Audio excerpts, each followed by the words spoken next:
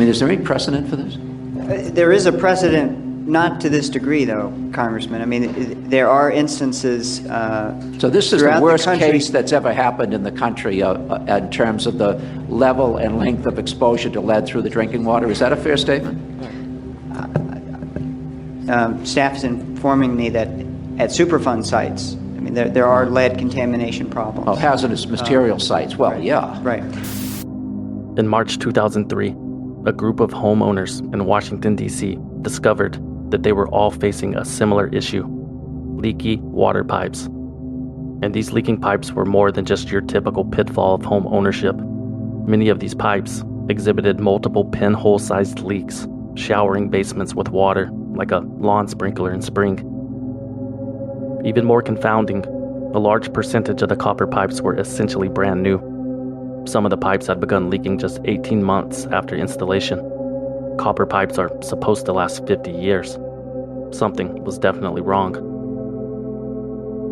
So the group of DC homeowners contacted one of the world's leading experts in water corrosion and home plumbing, a man named Dr. Mark Edwards. Dr. Edwards was a professor at Virginia Tech and had spent the better part of a decade researching the increasing incidences of pinhole leaks in copper water pipes. He was the perfect man for the job, and he was actually already working with WASA, the District of Columbia Water and Sewer Authority, on that exact issue when he received a call from those residents asking him to investigate their misfortunes. Suspecting a change in the water chemistry as the cause of the leaks, Dr. Edwards paid a visit to one home where he used a field meter to test the water for lead. The meter maxed out. That's got to be some kind of mistake, he thought. Dr. Edwards diluted the sample to 10% of its original strength and retested. Again, the meter pegged.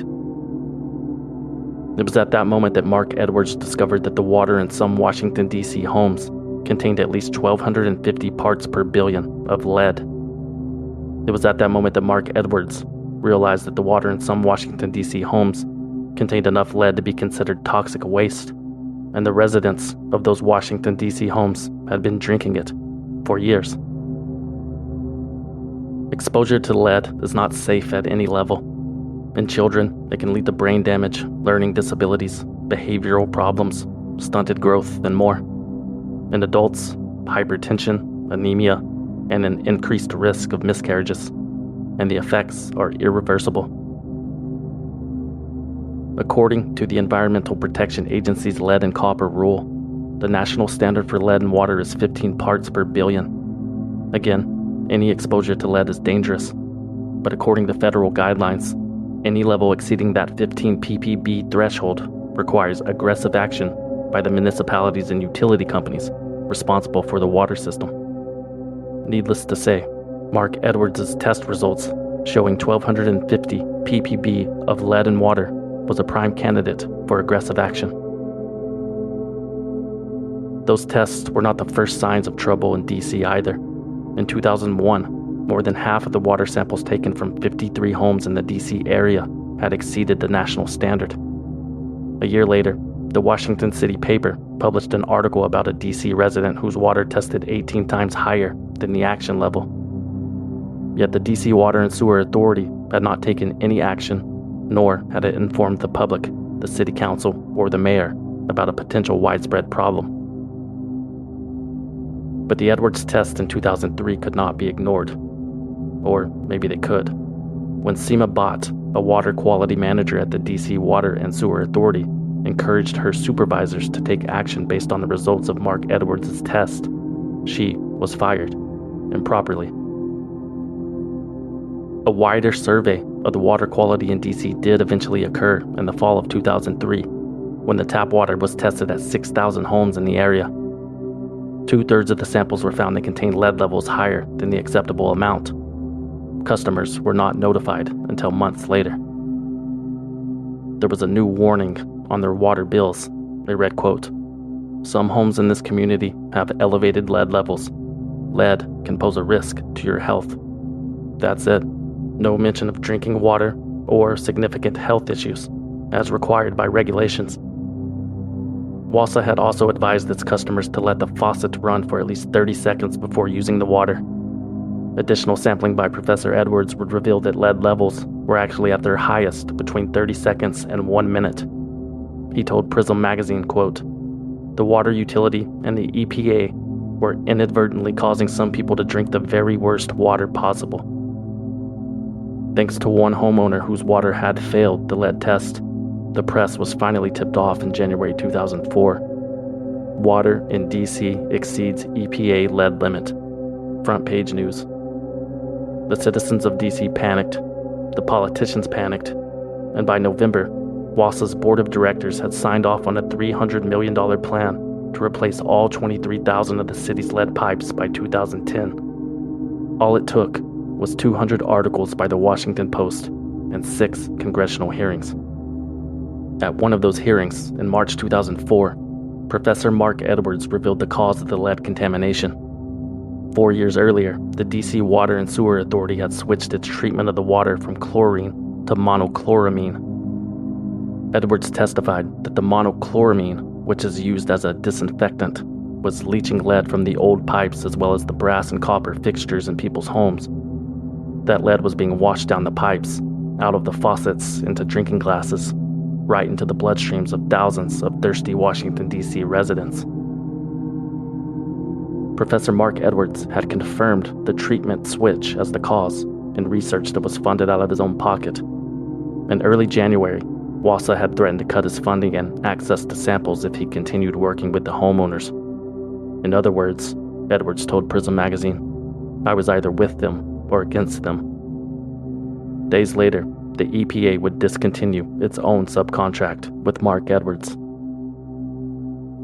Realizing the severity of the issue, Professor Edwards couldn't eat, couldn't sleep. He lost 35 pounds in 3 weeks. Mark Edwards could not understand why governmental agencies like the DC Water and Sewer Authority and the Environmental Protection Agency, whose primary objectives are to protect the health and well-being of its citizens, dragged its feet for years on a major public health crisis.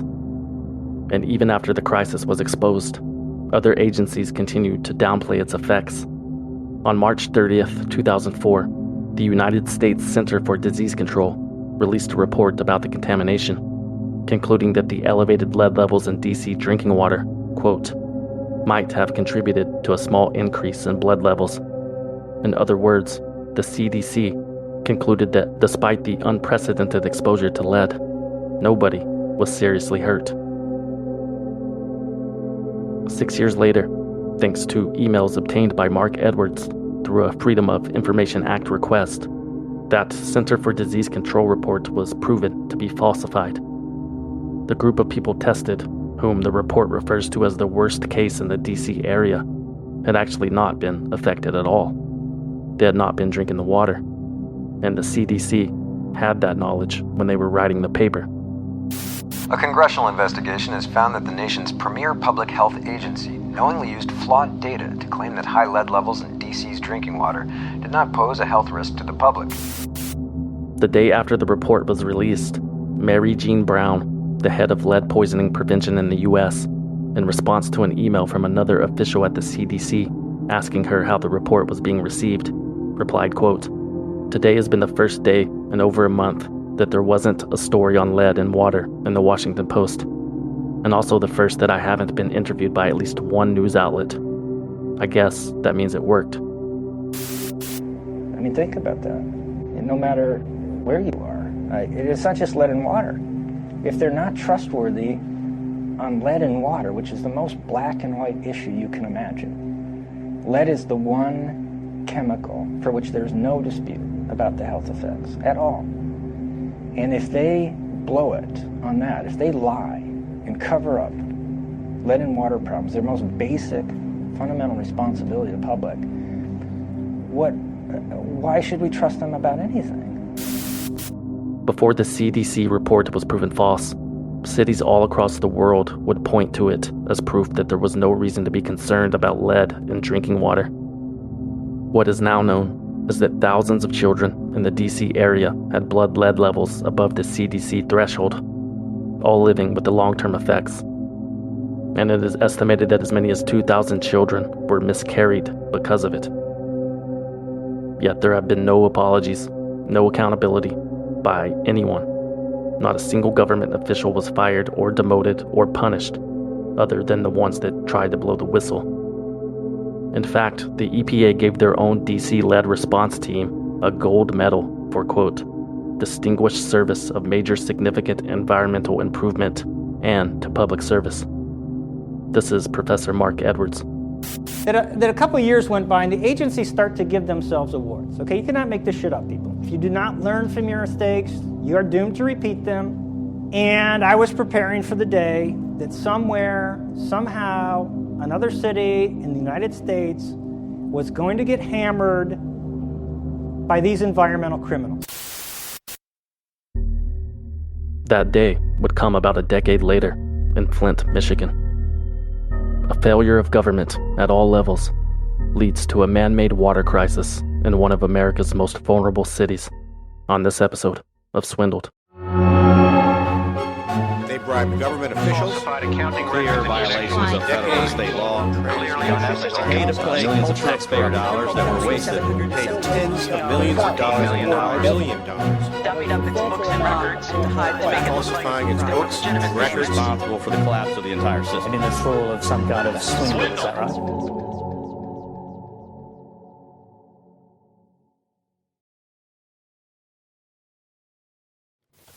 This is a historic step for us. It's the day where we actually turn off the Detroit system and turn on the treated Flint River water going into our drinking water supply.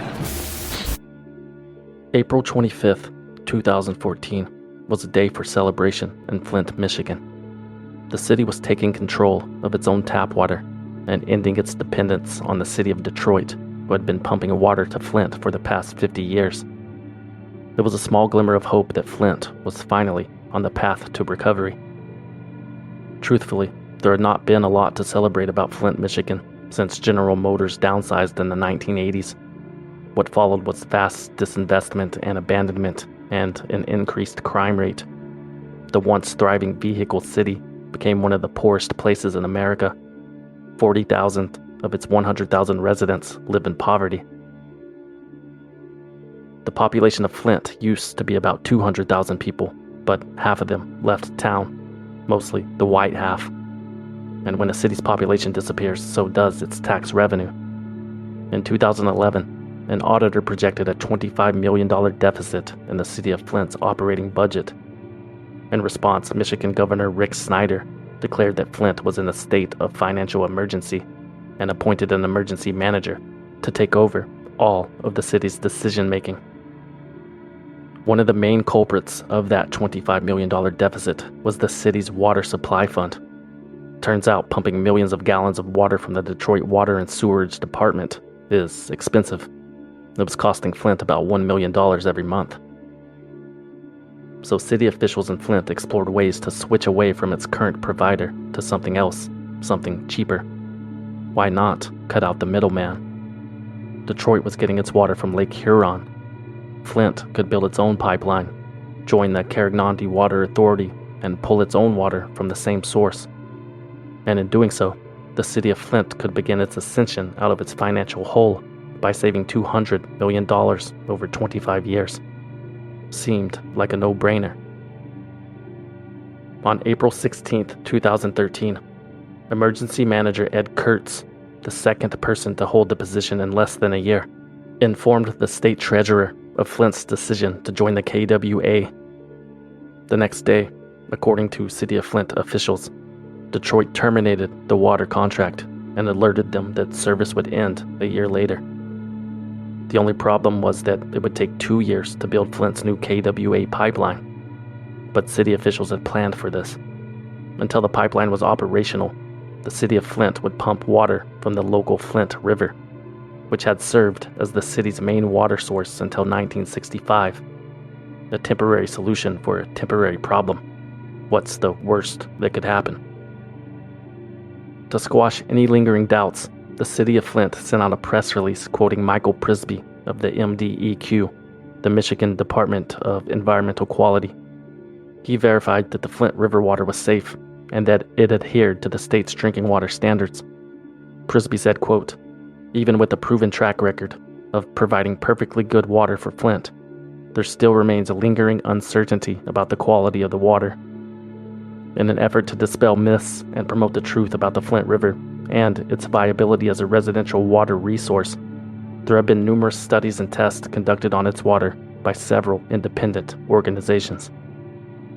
In that same press release, Flint Mayor Dane Walling offered his own words of comfort, quote, "It's regular, good, pure drinking water, and it's right in our backyard.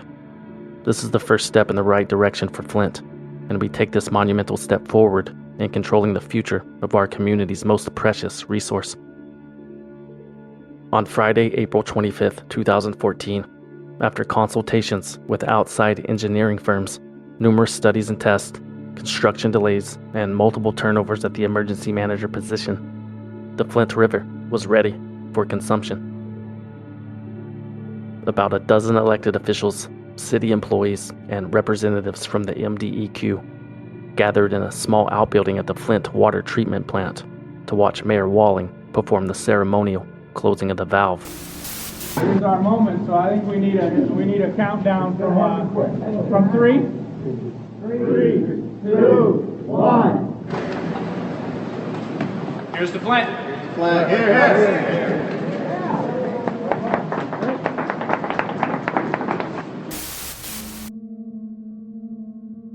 After the countdown, Mayor Walling pressed a small black button. A green light turned red. The pumps powered down and water stopped flowing in from the 36-inch pipe connected to Detroit. The switch was complete. The crowd erupted in applause. Darnell Early, the latest emergency manager, called it the best choice for the city of Flint going forward. Flint Councilman Joshua Freeman took a sip from a clear plastic cup and remarked, quote, "It tastes like water," not realizing that it would take another 2 days for the residual Detroit water to clear the system. Not that he would have been able to notice anyway. It was the city of Flint's hope that the contrast between the two waters would be negligible. But less than a week after the switch, it was obvious to everyone that something was different about the water from the Flint River.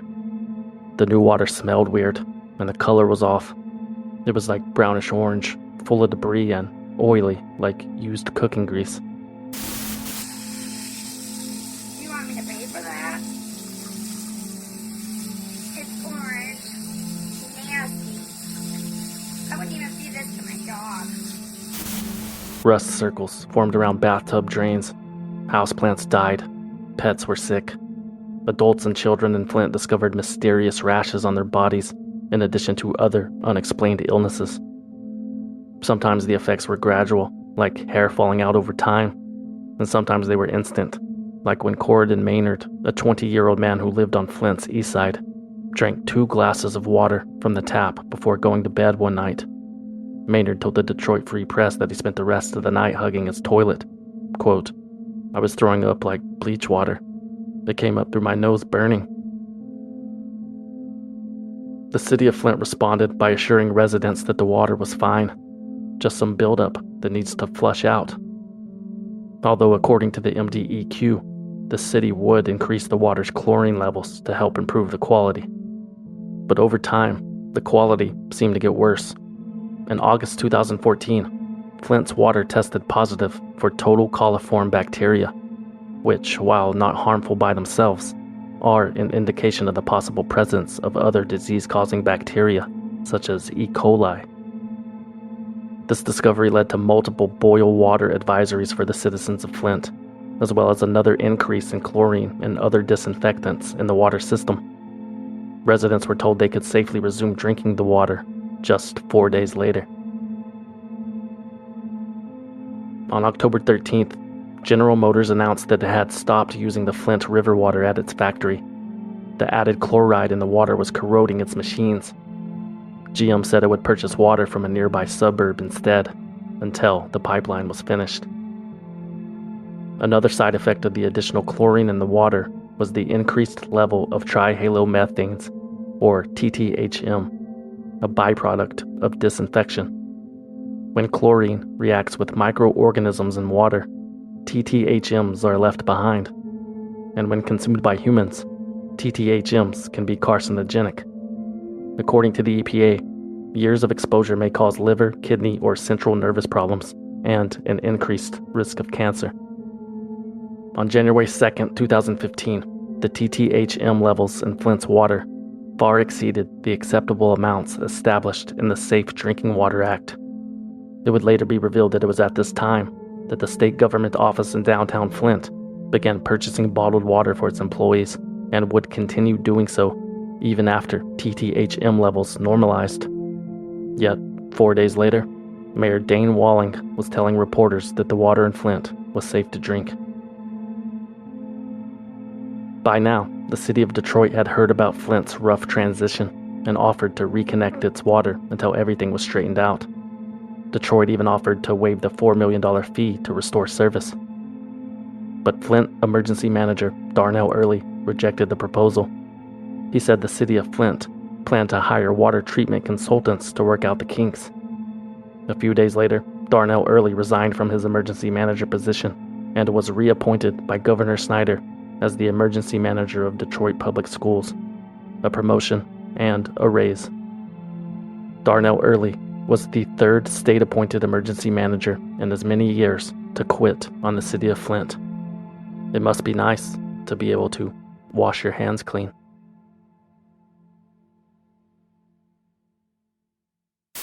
Outburst. We can't drink it, we can't bathe in it, and if we do, we're taking a chance of getting sick. After outburst. You're killing us. I'm not killing anybody. Flint neighbors fed up with the quality of their water. We're having the carpet pulled over our eyes. I don't believe anything they're saying right now. City officials tried to answer questions. Excuse me. Let me finish, please. But neighbors say the answers about the city's water quality aren't good enough. Michigan is in the middle of the Great Lakes States. They have some of the best water in the country.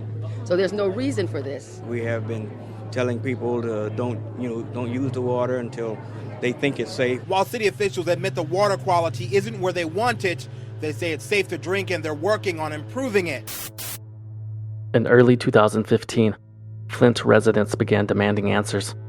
They had been living with the dirty water for more than 6 months. Town hall meetings with local officials erupted in shouting matches after the citizens were continually assured, sometimes patronizingly, by city and state officials that everything was okay. Some residents like Tony Palladino, who had been escorted out of one of those meetings, was tired of the excuses. My eyes are burning. I can hardly breathe. My skin's all rashed up, and I'm furious about it. If you want me to be happy, give me some fresh water. Other residents like Leanne Walters had stopped using the Flint water months ago, not since she, her husband, and their 4 children found themselves covered in rashes. But what concerned Leanne Walters the most was the physical and mental development of her son Gavin, or lack thereof. She told NPR, quote, "I kept talking to the doctors, trying to figure out why he wasn't growing. He was 27 pounds at 4 years old. His hair was thinning, breaking out in rashes." Leanne said her son even had to relearn the alphabet. Gavin's underdevelopment was made more obvious because Gavin has a twin brother. While both boys appear to be suffering from similar learning and behavioral issues, Gavin was 30 pounds lighter and 2 inches shorter than his twin. So Leanne Walters contacted the Environmental Protection Agency. She told them about the dark sediment present in the family's tap water and how her kids were sick and how she was confident that the two were related. On February 6th, EPA manager Miguel Del Toro traveled to the Walters residence to test their water for lead. The results? 104 parts per billion, 7 times greater than the EPA limit of 15 parts per billion. Leanne was told to make sure nobody in her family consumed the water. It required further testing and monitoring, and she was given the phone number of someone who could help with that. Professor Mark Edwards arrived in Flint, Michigan with déjà vu. He and his team of researchers from Virginia Tech were there to test homes for a potential widespread lead and water issue, just like he had done a decade before in Washington, D.C. Professor Edwards gave Leanne hundreds of test kits so that Flint residents could collect samples from their homes and send them back to the university lab. On March 18, 2015, the second test of the Walters tap water indicated lead levels of 397 parts per billion, almost quadruple the last results. 5 days later, the Flint City Council voted 7-1 in favor of doing everything possible to reconnect to the Detroit water system. But that vote was meaningless. Since the city of Flint was in a financial emergency, the city council was essentially powerless. The state-appointed emergency manager had the final say. So what did that state-appointed emergency manager say? I'm glad you asked. Quote, Flint water today is safe by all EPA and MDEQ standards, and the city is working daily to improve its quality. It is incomprehensible to me that members of the Flint City Council would want to send more than $12 million a year to the system serving Southeast Michigan, even if Flint ratepayers could afford it.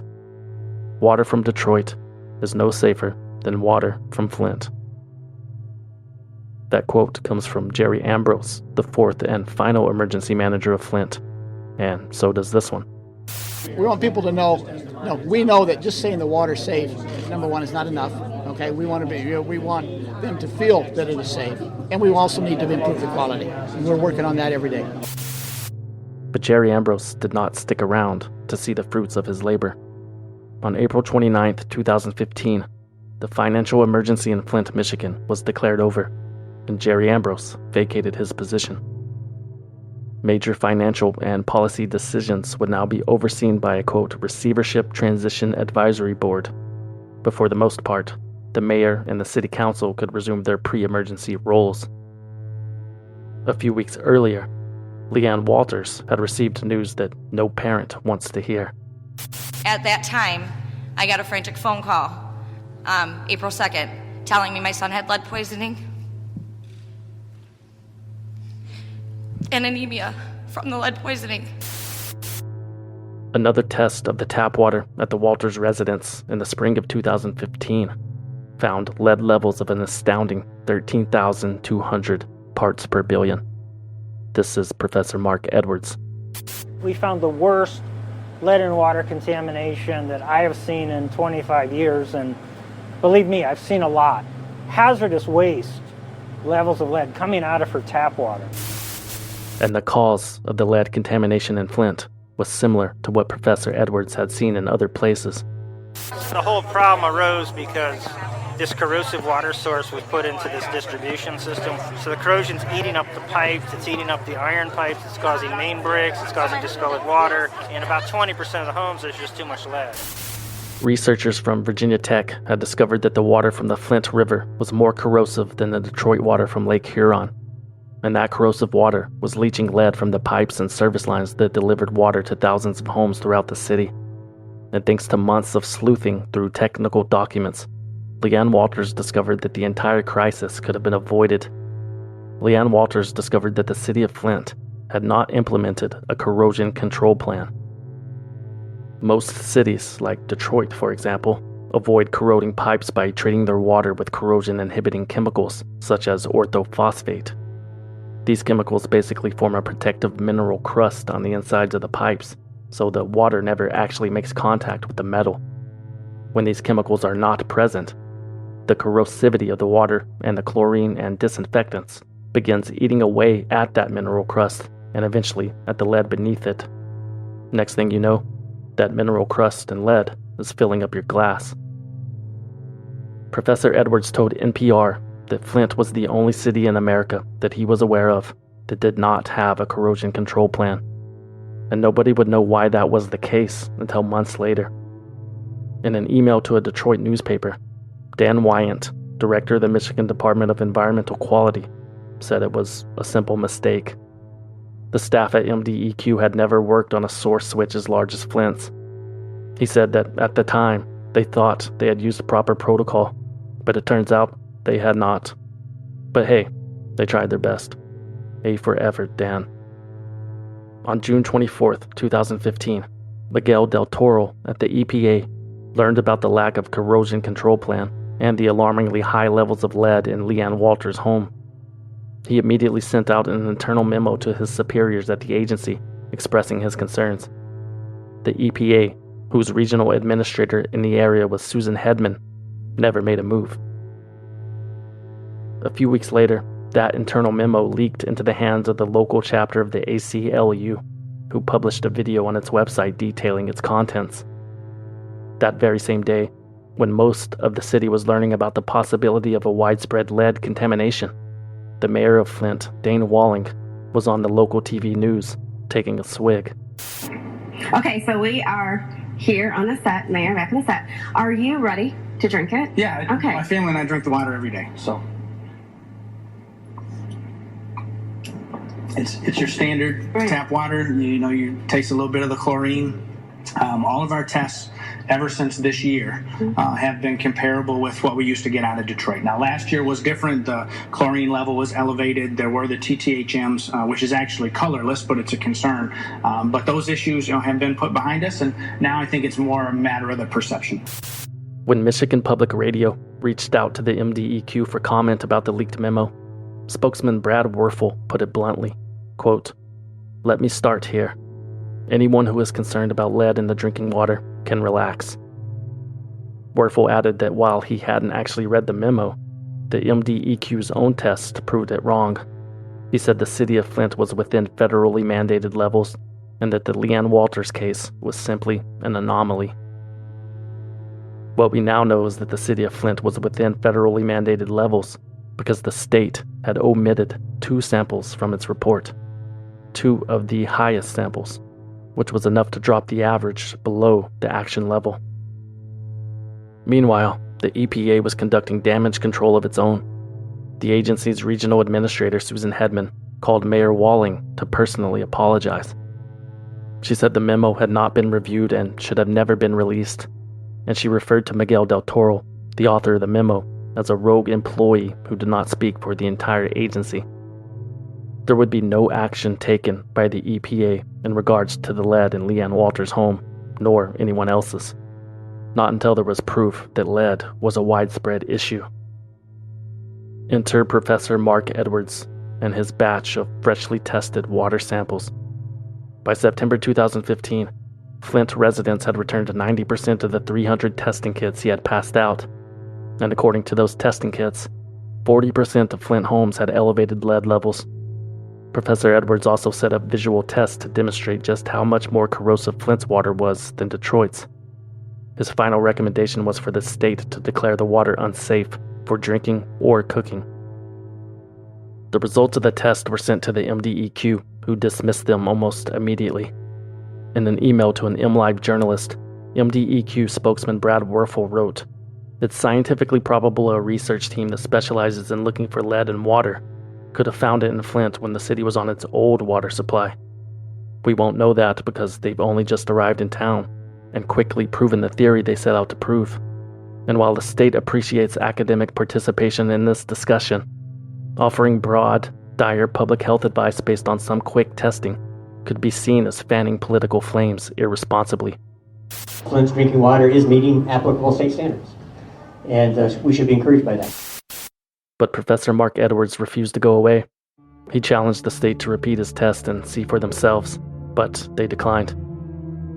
So instead, Professor Edwards traveled to Flint and visited a 4th grade classroom where the students were able to replicate his results in just 5 days. It was a humiliating defeat for the MDEQ. But it wasn't about wins and losses. It was about the health and safety of an entire population. A population who had been dealing with the questionable water for over a year at this point, with very little knowledge about how or if it was affecting them. Some of those questions would be answered on September 24th, 2015, when a pediatrician named Dr. Mona Hanna Atisha released the results of a study she had been conducting at Hurley Medical Center. The entire city of Flint had an almost doubling of the percentage of children with elevated lead levels. It went from 2.1% of children to 4% of children with elevated levels. Based on blood samples from more than 1,700 children living in Flint, Dr. Hanna Atisha found that 4% of children under the age of 5 had elevated blood lead levels. Before the switch, that number was 2.1%. So the percentage of infants and children with above average lead levels had nearly doubled in a year. In high-risk areas, that percentage had tripled. And just like Professor Edwards, Dr. Hanna Atisha recommended that the city end its use of the Flint River as its drinking water source as soon as possible. While the state acknowledged the increase in the children's blood lead levels, It hesitated to conclude that the Flint River water was at fault. This is Nick Lyon, the director of Michigan's Health and Human Services Department. There has been an increase in elevated childhood blood levels in specific areas. We cannot conclusively say that water source is the only cause of this. Another spokeswoman for HHS attributed the results to a predictable seasonal spike. Just a heavier than usual lead season. Nothing to worry about. The city of Flint, however, took action and issued lead advisory warnings to residents, but didn't want to accept too much of the blame. Quote, "While the city is in full compliance with the Federal Safe Drinking Water Act, this information is being shared as part of a public awareness campaign to ensure that everyone takes note that no level of lead is considered safe." Flint residents being told not to drink tap water. A new study is showing an increased level of lead in young children. This is the latest in a series of problems since Flint pulled out of the Detroit water system more than a year ago now. I feel like I'm living in a third world country. What can you're in the United States of America and the water's no good. I don't know what to say, man. In early October, Michigan Governor Rick Snyder finally broke his silence. He admitted that, quote, "things were not fully understood before making the switch to the Flint River, and that everything had been planned rather poorly." But he wasn't there to point fingers. Governor Rick Snyder was there to take action. Again, this isn't about blaming anyone. Right now, I want to stay focused in on the solutions and taking action to solve the problems. Governor Snyder's action plan included distributing thousands of free water filters and water testing to Flint residents. And he agreed to sign off on switching back to the Detroit water system because the Detroit water, as he mentioned in the press briefing, quote, "will be easier to manage. It comes from a more stable source than the river. It is fully optimized for corrosion control, and it is clear that residents of Flint have more confidence in this water source." Here is Mayor Dane Walling delivering the good news. Today we're reversing the decisions of 4 emergency managers. We stood up to Lansing and we fought back to get us on Detroit water. We're announcing today that our hard work has paid off. We're connecting back to Detroit water. But not everything could be reversed. There was no magic button to press that could reroute the distrust that Flint residents now felt for their state and local governments. There was no way to undo the suffering experienced by thousands of people who had been drinking, bathing, and cooking with the contaminated water. No matter what happened next, there was no switching back for Leanne Walters or her son Gavin, who would be dealing with the effects of lead poisoning for the rest of his life. Their time on Earth had been permanently altered by no fault of their own, and there was no way to turn off the bad memories that had collected in their home, a home that would forever be remembered as ground zero of the Flint water crisis.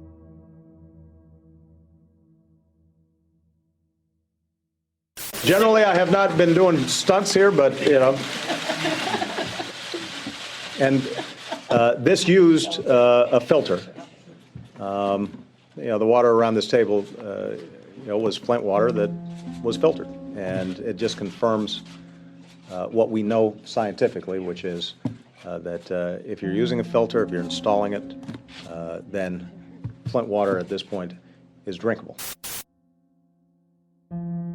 By 2016, the Flint water crisis had become national news. President Barack Obama visited the city to see firsthand what it was dealing with and to offer some reassurance, as long as there was a filter in place. Speaking of hope and change, Flint had elected a new mayor the prior November, and a lot of notable events had transpired since then. Unsatisfied with incumbent Dane Walling's response to the crisis, the citizens of Flint turned to Karen Weaver, a lifelong resident who promised to solve the water issue. It's a twofold kind of situation. We have an infrastructure crisis, but we have a public health crisis in the city of Flint right now.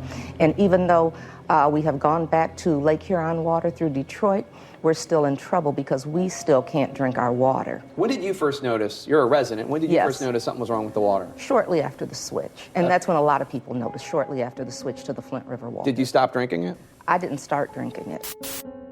1 month after taking office, Mayor Weaver declared a state of emergency in Flint. I, Mayor Karen W. Weaver, declare a state of emergency in the city of... Another move that was downplayed by the state. This is HHS Director Nick Lyon. This is certainly a situation that deserves attention. I do not think that it rises to the level of a statewide emergency. Why not? There's just, we are here with the resources necessary to address the situation without that declaration, so I don't think it's necessary from that perspective. The same month that the emergency declaration was made, the State Department that Nick Lyon oversaw produced an online poster informing residents that it was safe to bathe in the contaminated water. The poster featured 2 smiling babies, one white, one black, with text bubbles that read, quote, "Hey Flint, it is safe to wash. Lead and bath water will not soak into your skin fast or at high levels. Unfiltered warm tap water is okay for showers and baths, for you and your kids. Just don't let the kids drink the bath water when they play in the tub. Yuck." Even though the information on the poster was true, human skin does not absorb lead and water. It was just another example of how tone-deaf and bumbling the state of Michigan's response to the crisis had been. But changes were coming. On December 28, 2015, the Flint Water Advisory Task Force, created by Governor Rick Snyder, released its preliminary report on the crisis and placed the blame directly at the state of Michigan's feet. In a letter to the governor, the independent investigators concluded, quote, "We believe the primary responsibility for what happened in Flint rests with the Michigan Department of Environmental Quality. Although many individuals and entities at state and local levels contributed to creating and prolonging the problem, MDEQ is the government agency that has responsibility to ensure safe drinking water in Michigan. It failed in that responsibility and must be held accountable." The report also accused MDEQ of responding to residents, doctors, and engineers with, quote, "aggressive dismissal, belittlement, and attempts to discredit." MDEQ Director Dan Wyant and his weaselly little spokesperson Brad Werfel resigned from their positions the day after the report was released. A week later, Governor Rick Snyder declared his own state of emergency and requested $55 million in assistance from the federal government so that Flint could install lead-free pipes throughout the city. The move was quite a departure from the state's recent responses. It was almost like Governor Snyder knew something that the citizens of Flint did not. 1 week after his emergency declaration, Snyder again found himself behind the podium. This is to continue the fact that we want to make sure we're making good communications with respect to Flint. The information was just recently presented to me, and I thought it was important to share. Over the course of 2014 and 2015, we saw a spike in Legionnaires Disease within Genesee County. If you go back to the prior years, I believe the numbers for the preceding years before 2014, we had 6 cases, 11 cases, 13 cases, and 8 cases. In 2014, we had 45 cases. And then in 2015, there were 42 cases. Legionnaires Disease, a pneumonia-type illness, is caused by breeding in Legionella bacteria found in untreated fresh water. Although the elderly and those with compromised immune systems are most affected, Legionella is so dangerous that it has been experimented with in biological weapons, which is an apt comparison to what happened in Flint. Since the switch to the Flint River in 2014, cases of Legionnaires' disease in the area had more than quadrupled the rates of prior years, an outbreak that would ultimately account for more than 80 diagnoses and 12 deaths. Although PBS Frontline would later discover that the true number could be much higher due to patients being misdiagnosed for pneumonia, which dozens more had succumbed to during the same time period. 1 week after Snyder's Legionnaires announcement, in response to the governor's urging, President Obama declared a federal emergency. I am very proud of what I've done as president, but the only job that's more important to me is the job of father. I am very proud of him. And I know that if I was a parent up there, I would be beside myself. And I know that my kid's health could be at risk. That's why over the weekend I declared a federal emergency in Flint to send more resources on top of the assistance that we've already put on the ground. Flint, Michigan would receive an initial round of $5 million in federal aid to help cover the cost of providing water, water filters, and other items. FEMA workers would hit the ground and the EPA would finally take action. At the same time, the Michigan Attorney General was also taking action. It was announced that a state investigation would begin to determine what, if any, laws were violated in the process that resulted in the contamination crisis. This is Governor Snyder. To you, the people of Flint, I say tonight, as I have before, I am sorry and I will fix it. For those whose mistakes contributed to this disaster, we are fully cooperating with investigations and will hold those individuals accountable. And let me be perfectly clear to all of state government.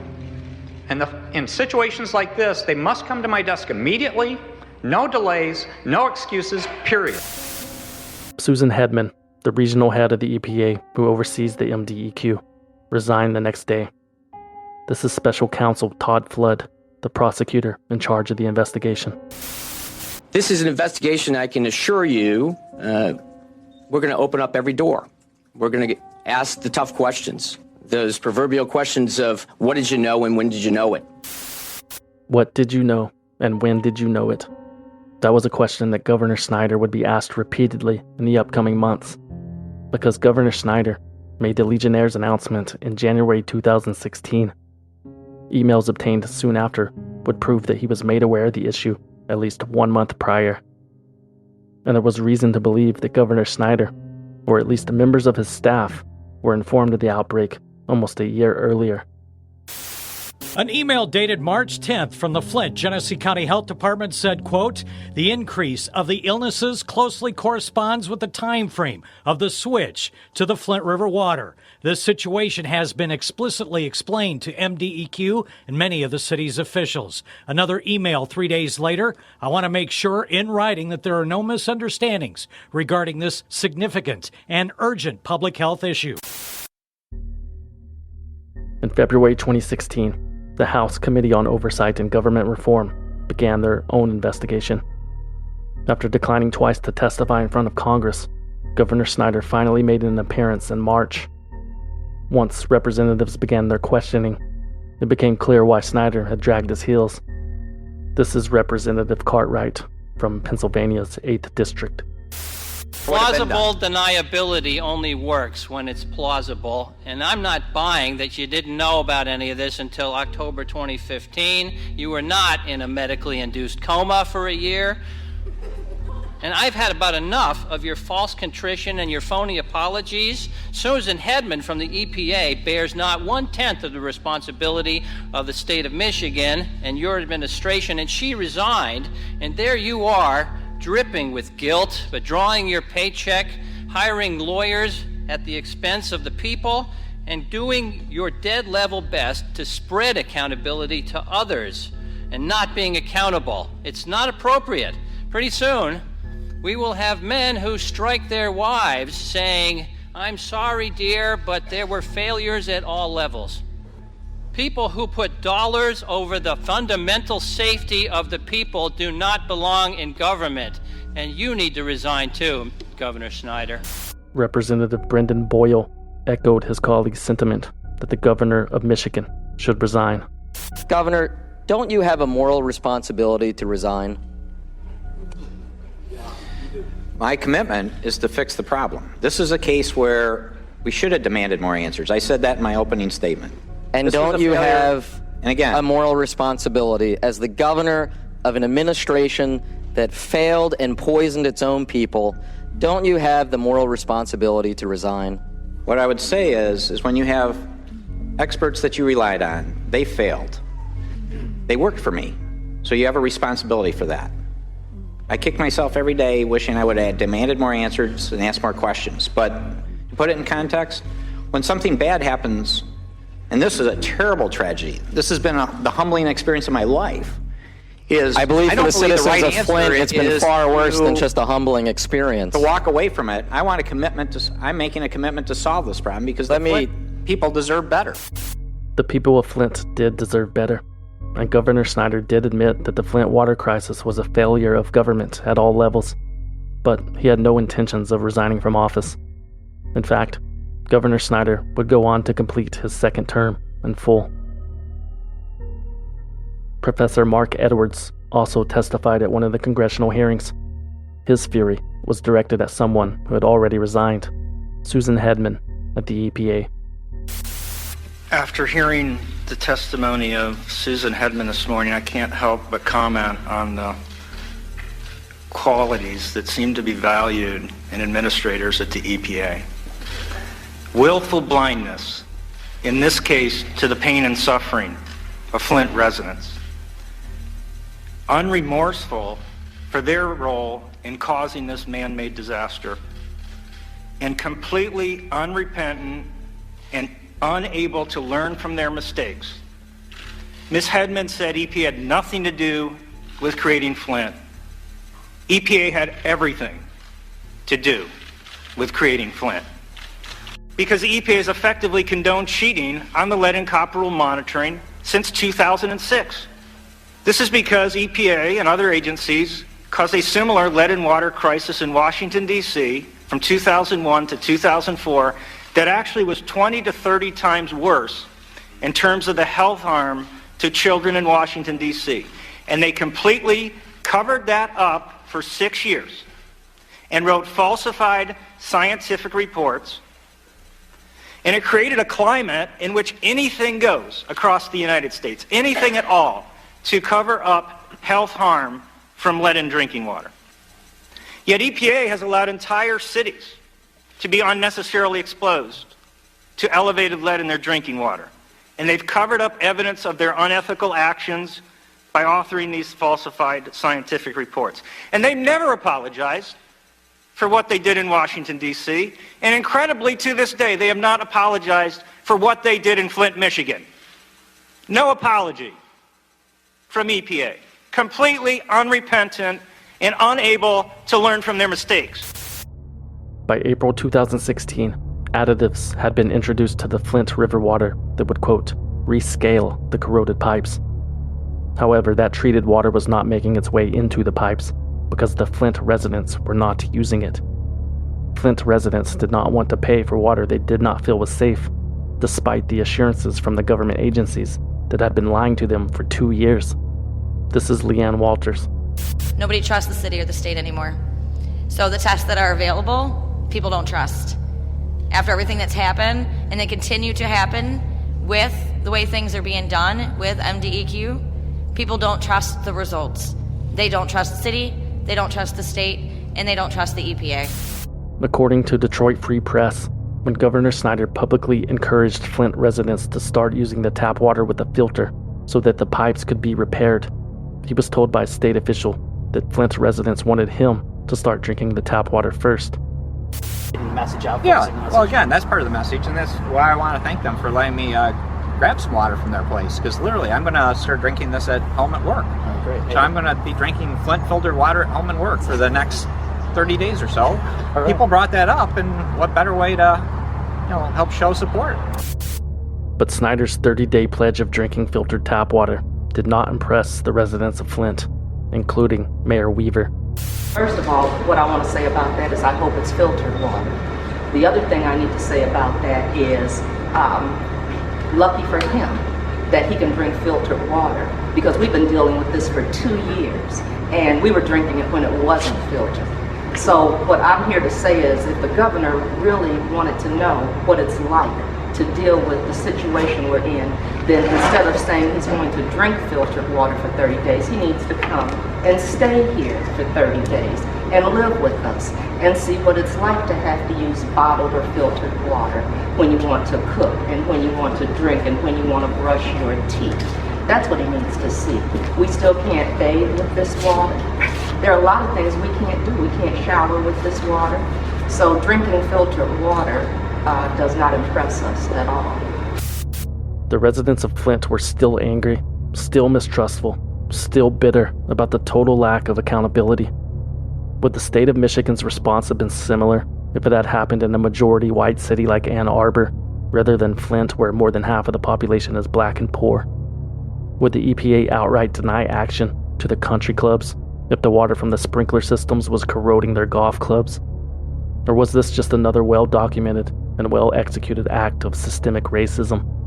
The residents of Flint think so, and when you've experienced it 1,000 times before, you start to recognize it. There was new hope, however, that some justice would be served. Today, we are announcing we filed criminal charges in the Flint water crisis against 3 individuals. They failed Michigan families. Indeed, they failed us all, and I don't care where you live. These charges are only the beginning. And there'll be more to come. That I can guarantee you. On April 20th, 2016, Attorney General Bill Schuette announced charges against Stephen Bush and Michael Prisby, 2 state officials at the MDEQ, as well as Michael Glasgow, Flint's water quality supervisor. All 3 were faced with felony charges including misconduct, neglect of duty, and conspiracy to tamper with evidence. It was alleged that Bush and Prisby instructed Glasgow to discard the 2 lead samples so the city would remain within the acceptable tolerance. That July, 6 more state officials were charged with similar crimes. Leanne Schechter-Smith, Adam Rosenthal, and Adam Cook from MDEQ, and Nancy Peeler, Corrine Miller, and Robert Scott from the Health and Human Services Department. Attorney General Schuette said the crimes of the 6 individuals varied, but there was a common theme. Quote, each of these individuals attempted to bury or cover up, to downplay or to hide information that contradicted their own narrative, their story. And their story was there's nothing wrong with Flint water, and it was perfectly safe to use. In essence, these individuals concealed the truth. They were criminally wrong to do so, and the victims are real people. They are families who have been lied to by government officials and treated as if they don't count. Well, they do count. The tragedy that we know as the Flint water crisis did not occur by accident. No. Flint was a casualty of arrogance, disdain, and a failure of management. An absence of accountability, shirking responsibility. All too prevalent and very evident during the course of this investigation has been a fixation on finances and balance sheets. This fixation has cost lives. This fixation came at the expense of protecting the health and safety of Flint. It's all about numbers over people, money over health. The investigation continued to make its way to the top. 4 more officials were charged with felonies in December, including Jerry Ambrose and Darnell Early, the 2 former state-appointed emergency managers who orchestrated the switch. The allegations were that Ambrose and Early misused bond money that was supposed to go toward the cleanup of a lagoon of lime sludge and instead steered it toward the KWA pipeline. The city of Flint would have been unable to obtain the pipeline funding on its own, so the emergency managers took advantage of a loophole that allowed even cities without a credit rating to borrow millions of dollars in cases of fires, floods, or other calamities. Jerry Ambrose was also accused of having known about the spike in Legionnaires Disease almost a year before the public was warned.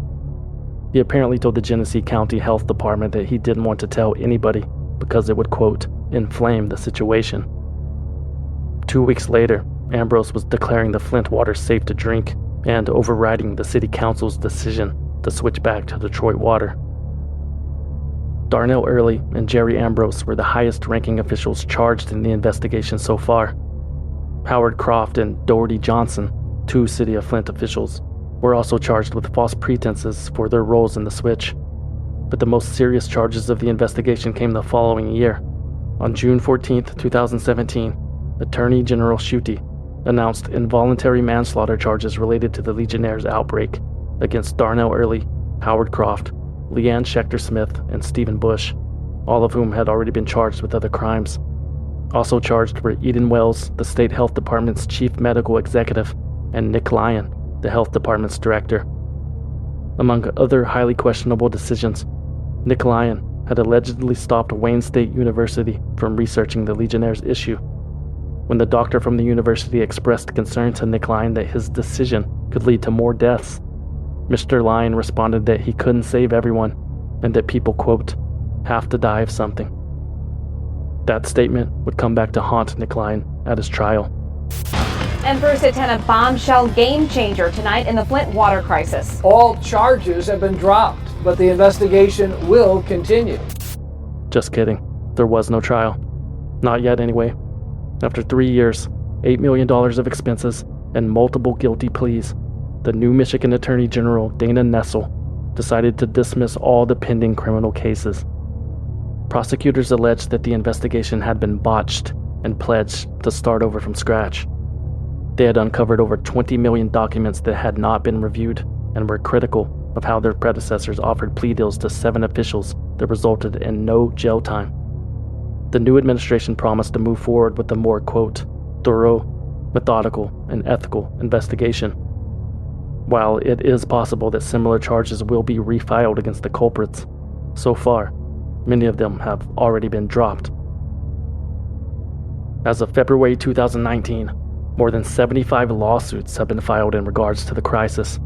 Lawsuits against the City of Flint, the state of Michigan, Genesee County, Governor Snyder, the MDEQ, the EPA, the 2 engineering companies who were hired to consult the city on the switch, and so on. In January 2020, the Supreme Court declined to hear 2 of the cases, allowing them to proceed in the lower courts and asserting the Flint residents' right to a remedy. Flint has replaced more than 6,000 lead pipes, but nearly 10,000 are left. The state insists the water quality is restored. Reportedly, lead levels in Flint's water have been below federal limits since January 2017. Thanks to hundreds of millions of dollars in grants, aid, and other donations, thousands of service lines and lead pipes have been inspected or replaced.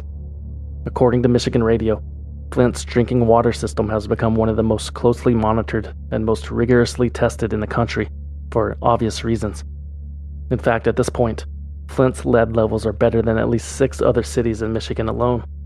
But the long-term effects of the crisis are still not fully known. According to a new medical research study, fetal death rates increased by 58% in Flint after the city switched its water source back in April of 2014. The researchers say between 198 and 276 more children would have been born had Flint not enacted that switch in the water supply. As for the citizens of Flint, they're still using water filters, still relying on bottled water donations, still not trusting the government. Many of the residents are not convinced that the water is safe, including the mayor. And after everything that has transpired, can you blame them? There is a reason to be wary. Thanks to aging infrastructure and cuts to environmental regulations and funding, this could happen again. It's already happening. In the United States, in Canada, in Australia. It's possible anywhere brass or copper pipes are installed. As Professor Mark Edwards said after the Washington, D.C. crisis, if we do not learn from our mistakes, we are doomed to repeat them. Flint has already proven him correct. The question is, have we learned from our mistakes? If not, it's only a matter of time before what happened in Flint, Michigan, happens in your backyard. Dr. Mark Edwards exposed high levels of lead in Flint, Michigan, and now he is coming to Newark.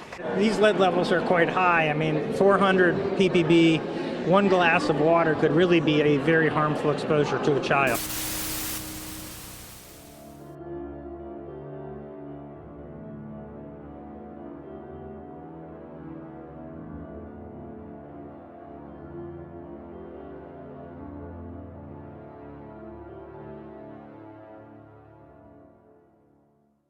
Folks, PG Dalton here, and I'm with my friends, and today I got a hell of a deal for you. Cover art on white cotton, $25. You know how Nestle says that water ain't free? Well, neither is this shirt. Swindle Nestle on white cotton, $25. You ever want to go into the woods with face band black and white? Well, now you can and stop. On black cotton, swindle, black metal shirt, $25. Start over here now, and that ain't all.